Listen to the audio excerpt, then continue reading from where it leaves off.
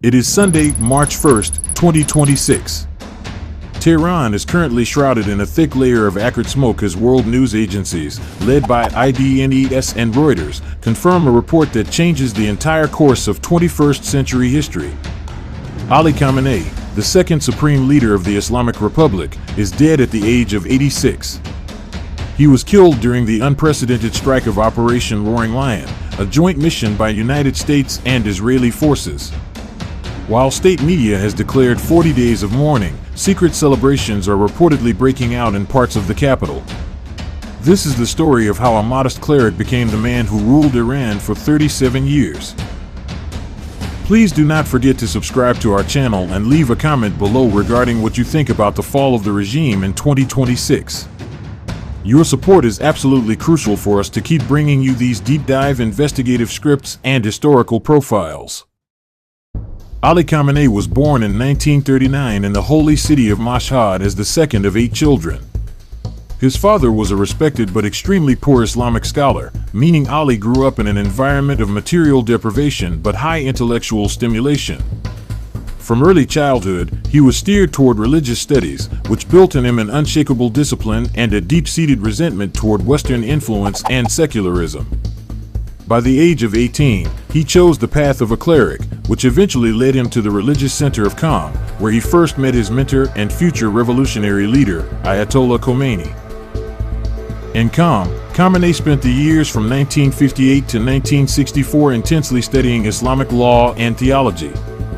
It was here that his radical political convictions were formed, based on the idea that religion and politics are inseparable components of human existence. Under Khomeiни's influence, he began to believe that the monarchy was contrary to Islamic principles and that Iran must be governed directly by the clergy. This vision became his life's mission, for which he was willing to sacrifice his own freedom. His early sermons in Mashhad began to attract crowds of students, which did not escape the attention of the Shah's secret police. Between 1963 and 1979, Khamenei was arrested a total of 6 times and repeatedly imprisoned in the notorious Evin prison.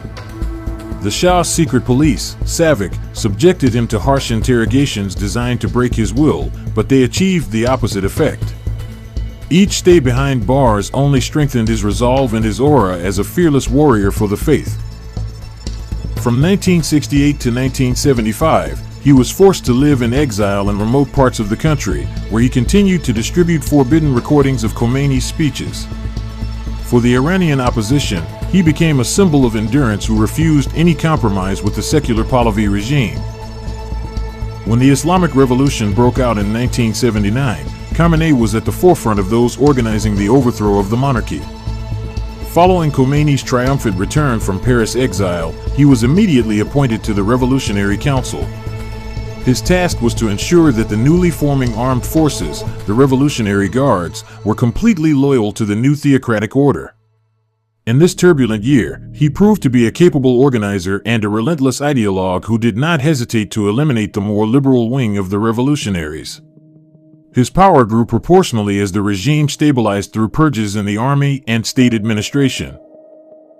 In June 1981, Khamenei became the victim of an assassination attempt that permanently changed his physical appearance and psyche. During a press conference, a bomb hidden in a tape recorder exploded, causing severe chest injuries and permanently paralyzing his right arm. However, he used this incident for propaganda to solidify his position as a living martyr. A few months later, in October 1981, he was elected president of Iran by an overwhelming majority. As the first cleric in this role, he had to face not only internal opposition but primarily the bloody conflict with Saddam Hussein's Iraq. As president from 1981 to 1989, he pursued a policy of total mobilization and religious fervor.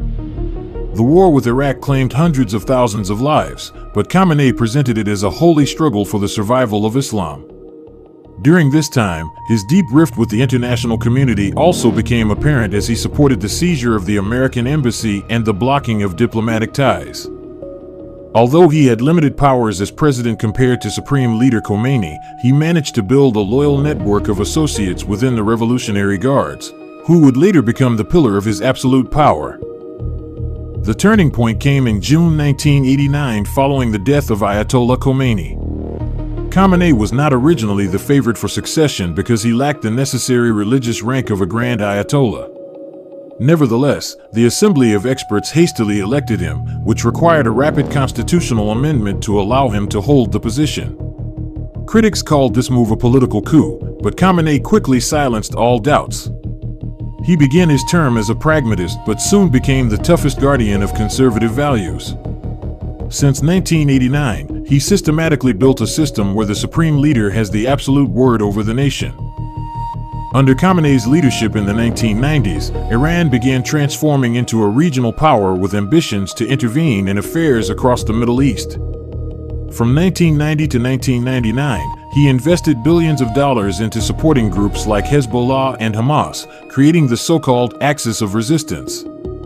Simultaneously, during this period, he began secretly developing a nuclear program, justifying it by the need for energy self-sufficiency, although world powers suspected him of developing an atomic bomb. Khamenei believed that only the possession of a deterrent weapon would protect Iran from the fate that befell other regimes in the region.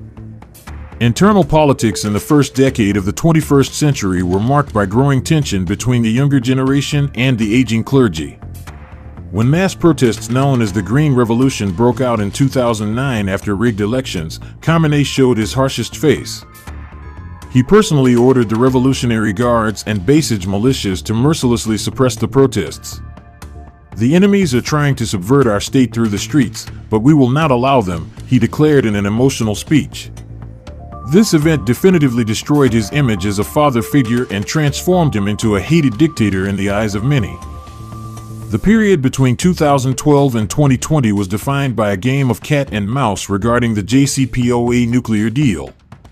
Khamenei gave consent for negotiations in 2015, but from the beginning, he expressed his deep distrust toward Washington. When the United States withdrew from the deal in 2018, Khamenei used it as proof of his truth about Western treachery. Iran began to massively enrich uranium again, which brought the country into extreme economic isolation. Prices of basic food in the years 2020 to 2024 skyrocketed by hundreds of percent, leading to waves of unrest that the regime suppressed with increasingly brutal methods. The death of Mahsa Amini in September 2022 triggered a revolutionary wave titled Woman, Life, Freedom, which shook the foundations of Khamenei's power like never before. Hundreds of thousands of people across the country burned his portraits and called for the end of theocracy. Khamenei responded with a wave of public executions and thousands of arrests, thereby maintaining power but losing the last remnants of legitimacy. In the years 2023 to 2025, he became paranoid and isolated in his palace, surrounded only by his inner circle. His health declined, leading to sharp succession battles involving his son, Mojtaba. Iran's economy in 2025 reached a point of total collapse, with inflation hitting 90% and the rial losing almost all value. Khamenei nevertheless continued to fund expensive operations in Yemen and Syria, causing anger even among his former supporters. People in Tehran and Isfahan had to stand in long lines for bread while the regime invested in new ballistic missiles. In this atmosphere, reports of serious rifts within the army began to appear in January 2026. Khamenei, weakened by illness, attempted one last radical step by announcing that Iran was ready to test its first nuclear warhead, triggering panic. This escalation led to a rapid response from a coalition led by the United States and Israel, culminating in February 2026. Operation Roaring Lion was aimed at eliminating Iran's military command and nuclear infrastructure. During the night of February 28, several precision-guided missiles struck the Supreme Leader's complex in central Tehran. According to eyewitnesses and satellite imagery, the palace was leveled to the ground within minutes. Ali Khamenei, who was in an underground bunker at the time, did not survive the strike. The news of his death was officially confirmed on the morning of March 1, 2026. According to IDNES and the Reuters agency, the attack was the result of many months of monitoring Khamenei's movements using advanced AI and spy drones. The American president declared in a televised speech that the death of a man responsible for terror for 37 years marks the beginning of a new era.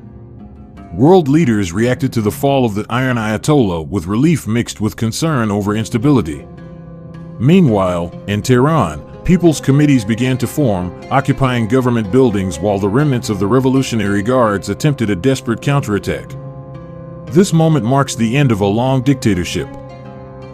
The legacy of Ali Khamenei is a tragic story of a man who began as an idealistic student of religion and ended as a lonely tyrant. Under his rule, Iran achieved technological progress in nuclear fields, but at the cost of total impoverishment and the destruction of civil liberties. Khamenei believed he was protecting Islamic purity, but in reality, he created a system of corruption and fear. His inability to adapt to the requirements of the 21st century led to the country becoming a pariah on the international stage. Future historians will likely examine the years 1989 to 2026 as a period of missed opportunities. After Khamenei's death, Iran found itself in a legal vacuum because his son Mojtaba fled shortly after the attacks began. The Assembly of Experts was unable to meet because many of its members perished in the airstrikes or were arrested by angry crowds. The streets of the cities filled with millions of people tearing down the symbols of theocracy and calling for free elections. This situation from March 2026 shows how fragile power based on a single man truly was. Even though the regime tried to present itself as eternal, it took only a few hours for the structure to collapse like a house of cards. Khamenei's role in regional conflicts will be the subject of investigation by international tribunals in the future. Documents found in the ruins of Tehran's offices after March 1, 2026, reveal the extent of Iranian involvement in war crimes in Syria and Yemen. Khamenei personally approved the transfer of billions of dollars to terrorist organizations at a time when people in his own country were dying of hunger. These facts confirm that his priority was not the welfare of Muslims, but the spread of his own influence. The brutality with which he suppressed opposition made him a very dark figure in history. While the world prepares for Iran's transformation, the question remains how deep the traces of 37 years of Khamenei's indoctrination have left in the soul of the nation. The younger generation, which grew up in the years 2000 to 2026, is pro-Western and yearns for freedom, but older conservative layers may still represent a risk. The international community must now find a way to support a democratic transition without further bloodshed. The death of Ali Khamenei is not just the end of one life, but the beginning of an immensely complex process of rebuilding a country that was long a prisoner of a fanatic. In the final assessment, Ali Khamenei was a master of political survival who managed to maneuver between various factions longer than anyone else. His fall in March 2026, however, showed that even the most perfect repressive machinery cannot indefinitely face a combination of economic collapse and external military force. His name will be forever linked with a period of darkness when Iran was an isolated island.